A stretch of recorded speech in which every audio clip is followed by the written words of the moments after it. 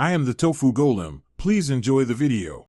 You start with the right bulb and basic tools. Gloves prevent oil transfer, which shortens lamp life. Once the hood is open, stand in front of the headlight and locate the round dust cap at the back.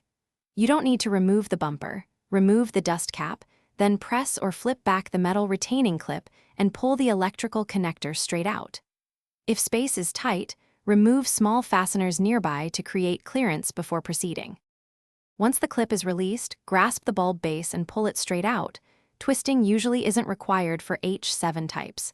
You should note how the bulb sat so you reinstall the new one the same way. This ensures beam pattern stays correct.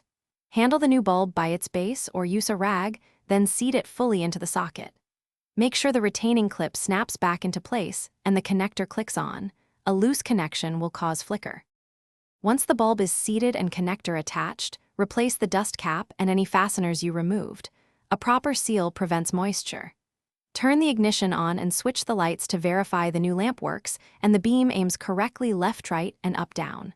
If the bulb doesn't light, make sure the connector is fully seated, inspect the relevant fuse, and confirm you installed the bulb in the correct orientation. If flicker persists,